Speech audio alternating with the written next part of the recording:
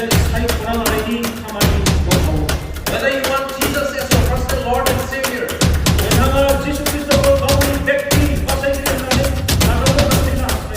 whether you want to reject Him altogether, it is a matter of choice.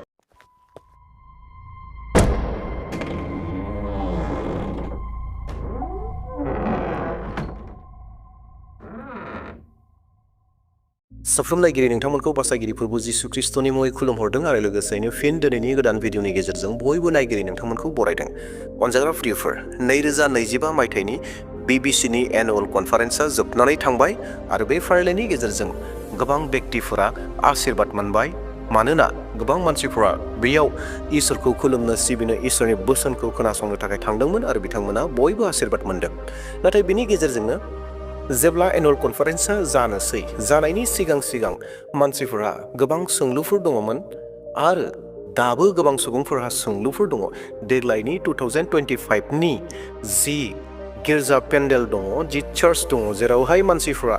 जिरायनानै इसोरखौ खुलुमदों सिबिदों, बै गोथार गिर्जा न'आ दान्दिसे समनि थाखाय मोनसे गिर्जा न' आरो बै दान्दिसे समनि जि गिर्जा न' पेन्डेल, बे पेन्डेलखौ सोर होखो, सोर दान खालामखो एबा सोर बानायखो,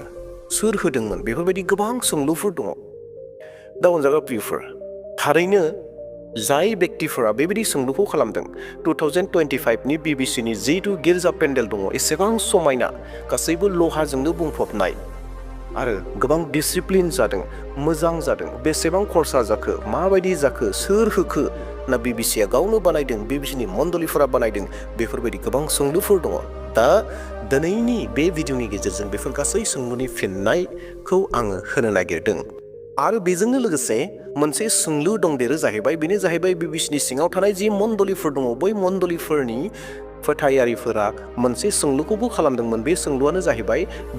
बीबीसीआबो अनथोब लाग्रा जाबाय नामा, बीबीसीआबो गुबुननिफ्राय हेल्प लाग्रा जाबाय नामा, गुबुननि होनाय फैसाखौ लाग्रा जाबाय नामा होननानै गोबां सोंलुफोर खालामदों आरो गोबांफोरा मोनथिनो लुबैदों। नाथाय अनजाग्रा प्रियफोर, दिनैनि बे भिडिअनि गेजेरजों गासैबो नोंथांनि सोंलुआ रोखा जानानै थांगोन, नोंथाङा मोजाङै मोनथिगोन।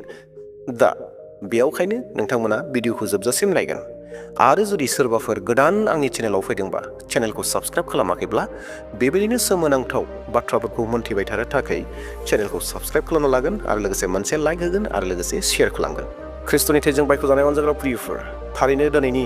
भिडिअआ नोंथांनि थाखाय गोबां इनफरमेटिभ भिडिअ जागोन। बीबीसीनि जि पेन्डेल, गिर्जा पेन्डेल, बे गिर्जा पेन्डेलखौ लानानै जि सोंलुफोर दङ, बे सोंलुआ नोंथांनिफ्राय गैया जागोन, नोंथाङा रोखा मोनथिनो हागोन बिखौ सोर होखो, सोर बानायखो, मानो होखो, बीबीसीआ मानो लाखो, बेफोर गासैखौबो नोंथांमोना रोखा जागोन। मानो अनथोब लानो गोनां जाखो एबा मानो अनथोब लाखो, बेफोर गासैखौ ना बीबीसीआ बिदोंमोन ना बीबीसीआ बियाखैमोन, बीबीसीनि सिङाव थानाय मण्डलिफोरा नाजावदोंमोन ना नाजावाखैमोन, बेफोर गासै बाथ्राफोरखौ नोंथांमोना बे भिडिअनि गेजेरजों रोखा जागोन। बे भिडिअनि बाथ्राफोरखौ आं बुंनाय बाथ्रा नङा, बे जाबाय मानिजाथाव सार गबिन्द बसुमतारी बिथाङा बुंनाय बाथ्रा, बिथांनि बुंनाय बे बिबुंथिखौसो नोंथांमोननो आङो लानानै फैदों। नोंथांमोना बेखौ मोजाङै खोनासंदो, अब्लानो नोंथांनि गोसोनि जिथु सोंलुफोर दङ बीबीसी चार्च पेन्डेलखौ लानानै, बे गासैबो गैया, नोंनि सोंलुनि फिननाया फैगोन एबा नोंनि गोसोआव सोंलुआ गैया जासिगोन। देब्ला मानिजाथाव सार गबिन्द बसुमतारी बुंनाय जि बाथ्रा, बे बाथ्राखौ नोंथांमोना नायदो। दिनै बर' बाप्टिस्ट कन्भेन्सननि 111 बोसोरारि जथुम्मा आरो बिनिनो जोबथा सान। जोंहा बे कन्फारेन्सआ थांनाय 30 अक्ट'निफ्राय जादोंमोन। इतिमধ্যে सानथाम दिनैजे सानब्रैनि हाबाफारि लानानै बे कन्फारेन्सखौ खुंनाय जादोंमोन। बीबीसीआ मोनसे धोरोमारि संस्था आरो बे ख्रिस्टियानबाबो बे बाप्टिस्ट ख्रिस्टियानफोरनि मोनसे संस्था। बे गिर्जानि बे बाप्टिस्ट संस्थानि सिङाव जोंहा फ्राय 600सो गिर्जा न' दं, बर' नन बर' गासैबो ज' खालामोब्ला आरो उदालगुरि जिल्लानि बादै बाहेरायाव थानायफोरखौ जों ज' हमोब्ला गिर्जा दरं जिल्लानि सिङाव अनलि बर' चार्च हिसाबै जोंहा फ्राय 200 गिर्जा दं। दा बे गासैबो माबानिनो 600 बाप्टिस्ट गिर्जानिनो मोनसे संस्था हिसाबै बे संस्थाया थांनाय 111 बोसोर बे ओनसोलनि बाप्टिस्ट गिर्जायारिफोरखौ मोजाङैनो दैदेनबोबाय थादों। एबार जोंहा मोनसे एसे चेन्ज जादों, बेनो जाबाय 110 बोसोर 110 बोसोरनि जितु ट्रेडिशन बेखौ एबार एसे ब्रेक खालामनाय बायदि जादों बेनो जाबाय एबारनि जितु कनफारेन्सनि मेन पेन्डेल चार्चनि जितु पेन्डेल बेखौ बिटिआर सरकारनि मार्केट चिफ मुस्रि प्रमद बर' बिथाङा बिबान बानदों बिनि सिगाङाव खिन्थु थांनाय 110 बोसोरारि जितु माबा कनफारेन्स बेयाव जों रावनिफ्रायबो बेबायदि पेन्डेलनियानो जा गुबुन गुबुन हाबाफारिनि जा बेबायदि जों हेफाजाब मोनाखैमोन हेफाजाब लानोबो नागिराखैमोन आरो बे बाप्टिस्ट चार्चआ बेनो मोनसे माबामोन गोग्गाथावमोन जे जों रावनिबो हेफाजाब लायालासिनो रावनिबो बाहेरनि अनसुंथाइ लायालासिनो जोंनि कनफारेन्सफोरखौ खुंबाय थायो आरो खुंबाय थानो हादों एबार खिन्थु जा मार्केट प्रमद बर' बिथाङा गावनि गोसोनिफ्रायनो बेखौ जासिनायखाय लानाय जादों बेखौ लानाय जोंहा एसे कन्ट्रभार्सिबो जादों मण्डलिफोरनि गेजेराव बेखे सिगांनि बोसोरफ्राव जोंनि चार्चनि मानसिफ्रानो मेन पेन्डेलखौ बानायोमोन प्राय एभ्रिडे 100सो लेबार खटायनानैबो जोंहा 12 दिन 13 दिन गाहाम नाङोमोन आरो 12 दिन 13 दिन गाहामजोंसो कमप्लिट खालामनो हायोमोन एबार बेनिखायनो जोंहा चार्च लिडारफ्रा बेखे बिबिसिनि दैदेनगिरि बिथांमोना बेखौ थाब जाजानो एसे हास्थायनाय बायदि नाजादोंमोन हास्थायनाय मादोंमोन आरो जोंनि मण्डलनि दैदेनगिरिफ्राबो एसे थाब जानांगौ होननानै बेखौ माबाय थादों खिन्थु जाया बे पेन्डेलखौ बानायनो बिबान लादोंमोन ठेकेदार हिसाबै बिथाङा जिनिसफोरखौ लाबोनो एसे गोबाव जायो जोंहा ओरैनो जेनेरेलि जों निजे बानायोब्ला प्राय जा 30 तारिखआव स्टार्ट जानो गोनांखाय बेखौ जों प्राय 18-19निफ्राय स्टार्ट खालामो आरो प्राय 26 बा 27 तारिखआव कमप्लिट जायो सानथामखौ जों पेन्डेल कमप्लिट जानायनि सानथामाव जोंहा डेक'रेसन बायदिसिना इलेक्ट्रिफिकेसन डेक'रेसन बायदि खामानि थायो आरो बेखिनिखौ मावो आरो बेनिखायनो जोंनि चार्च दैदेनगिरिफ्रा खावलायदोंमोन जे अन्तत जोंहा 26 बा 27आव बे खामानि जोबनांगौ खिन्थु जायफोरा थिका लादों बेखौ मावनो बिथाङा मात्र 24निफ्राय स्टार्ट खालामनो हायो स्टार्ट खालामनो सानो खिन्थु 24आवबो जास्ट स्टार्ट खालामना दोनबाय बुस्थुफोर सफैयाखै बेनिफ्राय 26आवसो टटेल बुस्थु 25 आरो 26आवसो टटेल बुस्थु फैजोबनाय बे साननै सानथामसोनिफ्राय टटेल कमप्लिट खालामनानै बेखौ पेन्डेलखौ रेडि खालामबाय आरो बेवहायनो जोंहा गोबां कन्ट्रभार्सि जादों जे हानाय नंलिया जानाय नंलिया एबार बिना पेन्डेलानो कनफारेन्स खुंनाय जासिगोन खुंनो गोनां जासिगोन बिदि होननानै गिनायबो फैदों बेखौ बे सानब्रै सानबासो बे बिबिसिनि चार्चफोरनि दैदेनगिरिफोरनि गेजेराव मोनसे टेनसन मोनसे एंजाइटि मोनसे गोनो गोथो मोनसे जिंगा बेबायदि फैदोंमोन आरो एसे कन्ट्रभार्सि बायदि जादों खिन्थु 25आव स्टार्ट खालामनानै 26, 27नि भितराव टटेल कमप्लिट खालामना होनायखाय दिनै जाफुंनो हानाय जाबाय आरो बेनि थाखाय जों साबायखर होदों बेखाय बिबिसिनि दैदेनगिरिफोर बिथांमोना धैर्य हमनानै चार्चफोरखौ मोनसे माबायाव लाबोनायखाय मोनसे इउनानिमास डिसिसन जा मावथोंसै होननानै ठेकेदारनो हगार होनानै बिदि मोनसे डिसिसन लाबोनायखाय धन्यबाद जों बेहाय मार्केट प्रमद बर' बिथांखौ जे बिथाङा एसेबां गिदिर बिबान लानानै बेखिनिखौ साक्सेस जाहोबाय बेनिखाय बिथांनि बेखौ जोंहा बिबिसिनि जा आं जिहेतु बिबिसिनि सासे मोनसे चार्च मेम्बार हिसाबै मार्केट प्रमद बर' बिथांखौ साबायखर होदों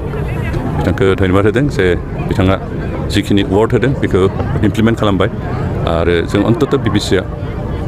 बेखौ साक्सेस जाहोनो हायामोनबा ठेकेदारफोरनि एसे नेग्लिजेन्सनि थाखाय बे जोंहा मोनसे गिदिर मोनसे जेंना जागौमोन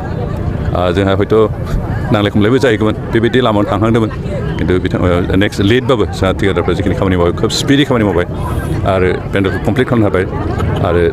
बेबो जानला मोनलाना खोब बिउटिफुल बिदि नाइस नायबाय थाथावथाव बायदि पेन्डेल बानायनो हाबाय बेनिखाय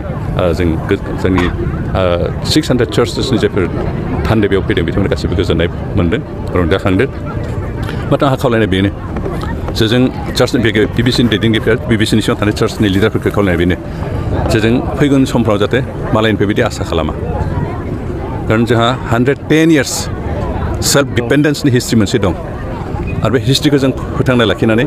जों रावनिफ्रायबो बारा आसा खालामालासिनो निजस्व हिसाबै गावनि आथिङाव गाव गसंनानै कनफारेन्सखौ खुंनो पेन्डेल लुनो जाहाथे मेन्टेलि स्पिरिचुवेलि फिजिकेलि डिटारमाइन जायो आं बेखौनो खावलायदों दिनै बिबिसिनि जे हाबाफारि बेनि पेन्डेलखौ बिथाङा होदों होननानै बुङो नाथाय मालाबा राजखान्थि फोथाराव एसे खोथाफोरा बोरैबा जायो उमुगा उमुग धोरोमनि सरकार उमुगा उमुगखौ बांसिन नोजोर होयो बेबायदि बाथ्राफ्रा समाजाव मालाबा बेरखाङो बेफोरखौ माबायदि नोजोर ओरैनो